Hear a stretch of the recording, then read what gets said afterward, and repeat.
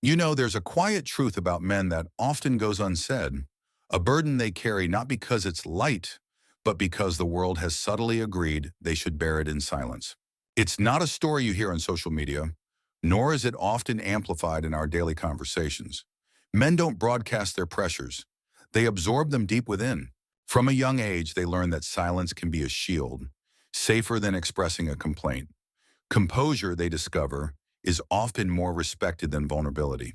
Their worth, it seems, is frequently measured by their actions and achievements, by what they produce, rather than the complex tapestry of their feelings.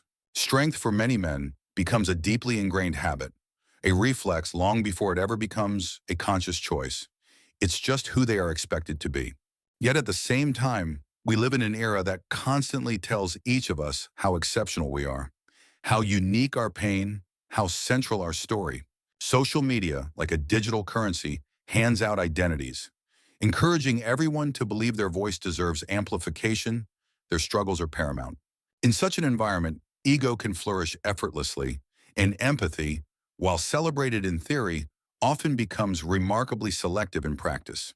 From an outsider's perspective, this might look like empowerment, a beautiful embrace of self, but underneath, it can quietly morph into a profound emotional blindness. Men move through this world with an unspoken awareness. Their struggles are rarely centered, rarely protected, and almost never prioritized. It's not that these struggles don't exist. It's simply that acknowledging them can disrupt narratives many people are deeply invested in maintaining. It's often easier, isn't it, to simply believe that men are fine, that they always land on their feet, that strength somehow equates to immunity from pain.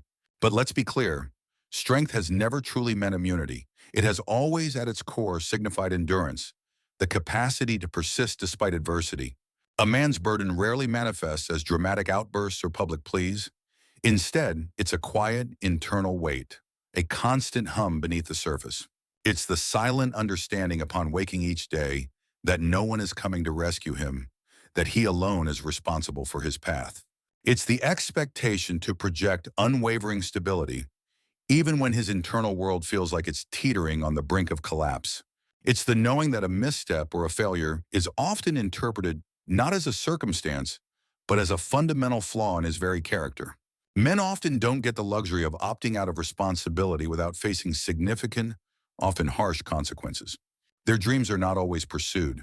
Their passions are frequently postponed. Survival for them often comes first, not out of nobility, but out of sheer necessity.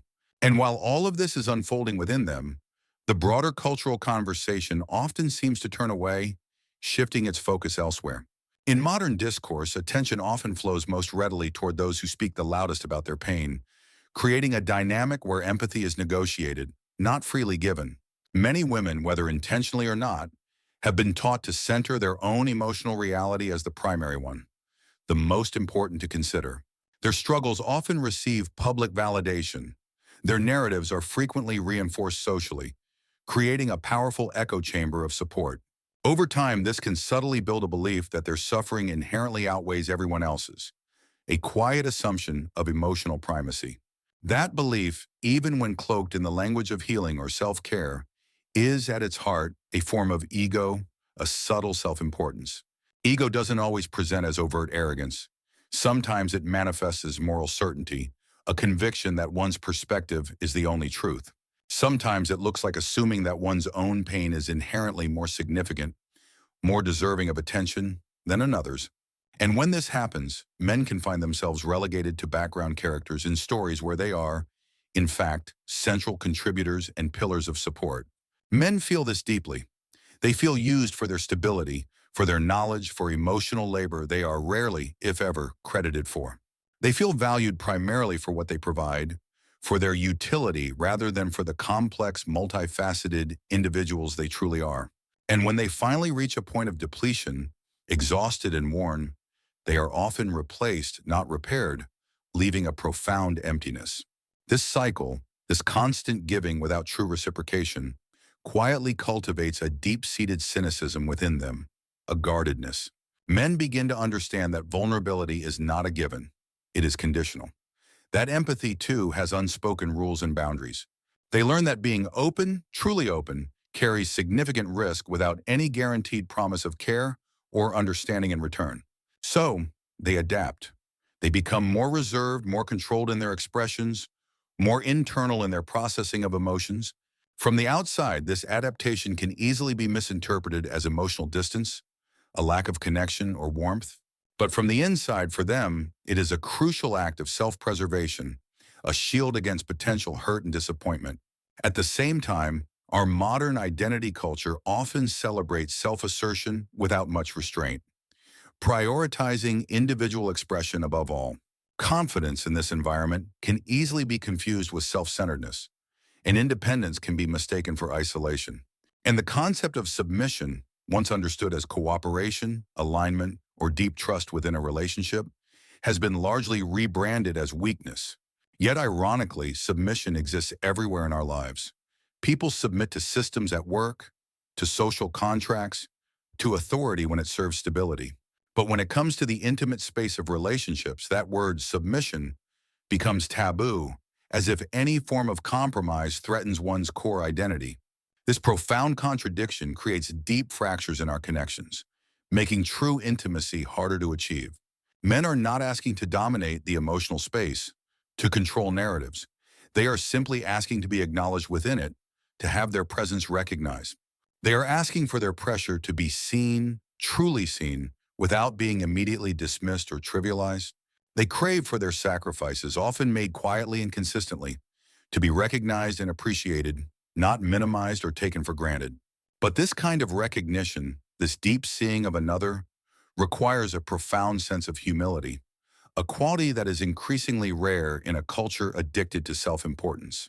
The result of this imbalance is a growing divide, a chasm of understanding between genders that widens with each passing day. Men often retreat further into logic, into structure, into their internal world of self-regulation, finding solace in control. Women, meanwhile, can retreat into self-validation and communal reinforcement, seeking affirmation from those who already agree with them. Each side, in its retreat, becomes less fluent in the other's language, making genuine communication and empathy more challenging. And still, despite this growing emotional invisibility, men continue. They continue to build, to show up, to hold the line between chaos and order.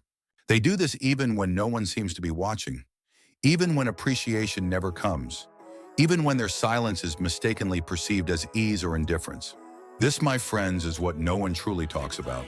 Not the anger, not the resentment, but the sheer, unwavering endurance.